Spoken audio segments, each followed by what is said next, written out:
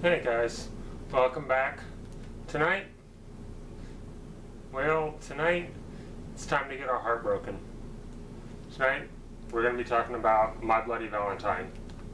Now, this was a movie that I came into this review not really knowing a lot about it. My brother has the remake, as you can see, the 3D one that came out in 2009. And the original came out in 1981. And even at the time, you know, all growing up until I moved in here with my brother a couple of years ago, I really didn't know anything about this movie. You know, I think when this came out on video, I remember seeing it in the video store and thinking that it was just, to be honest, it looked kind of bad to me. I didn't know that there was original. I guess it didn't make it as popular in the 80s when it came out, although it had a lot of competition with Freddy and Jason. So I kind of came into this one blind.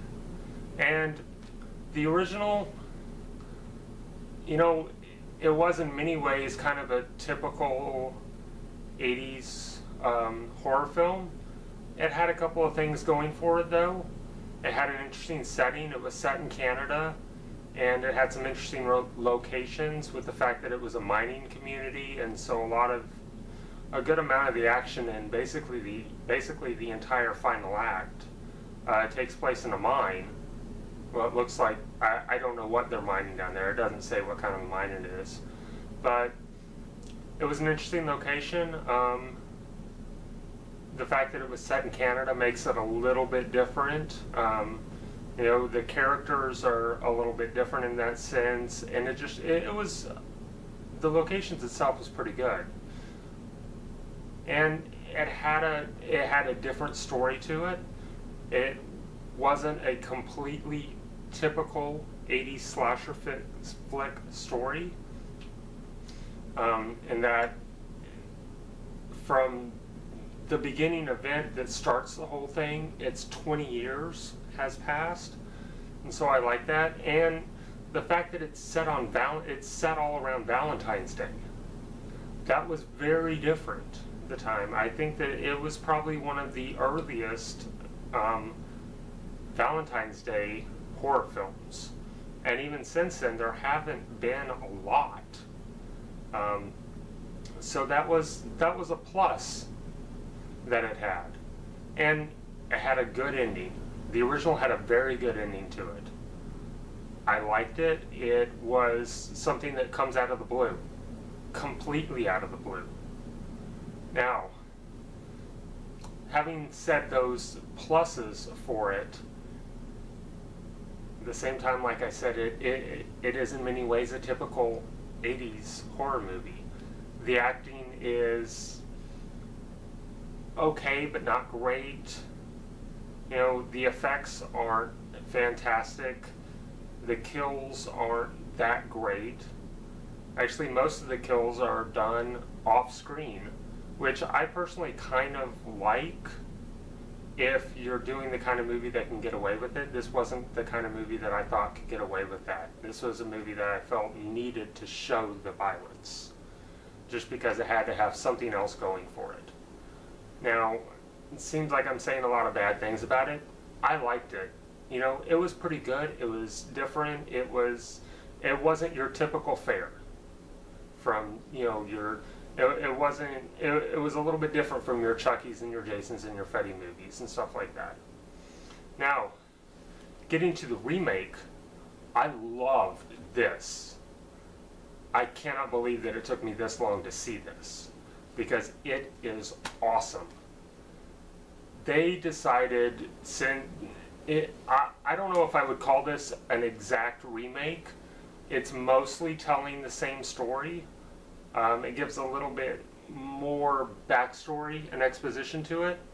But at the same time, it changes a lot of the story.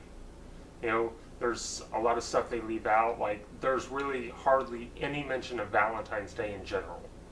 You know, the original, it was all about Valentine's Day. You know, the killer actually leaves a note because the initial event takes place during a Valentine's Day dance, the killer leaves a note that says this town can no longer have any Valentine's Day dances. You know, it was a big part of the story. This one the remake barely mentions it. Only the fact that the very beginning of the movie, when the killings first happened, it was Valentine's Day. That's the only mention of it at all. So I didn't really like that they strayed away from that. But other than that, I think everything else was better from the original. I mean, absolutely everything. The acting is actually very good. There's actually some very good actors in this one. Jensen Ackles is in this, who does a very good job. You may know him from Supernatural, the show Supernatural. Jamie King does an amazing job in it. Megan Boone is in it, who I am personally somewhat falling in love with because of her role in the new show, The Blacklist. I absolutely love her in that, and she's in this, and she does a very good job. You know, the violence is ramped up greatly. The gore looks good. You know, it doesn't look cheesy, but it doesn't look realistic. It straddles that line very well. And I just think they did a better job with the story. You know, there was a little bit more to it. Instead of it just being about finding the killer, this one is kind of about finding out who the killer is. And considering the big twist at the end of the original, you think you may know where the remake story is going, but they still throw a big twist at you at the end. Something that I couldn't have guessed. You know, they're trying to set the movie up to go a certain way at the end. They really want you to think that this certain person is the killer, and then they completely switch it up. And even after they switch it up, there's still another twist that they throw in. There's 3 or 4 false endings to this. You think you know how it's going to go, and then it changes, and then it changes again, and then it changes one more time, and then you still get that one last kick in the ass on your way out the door.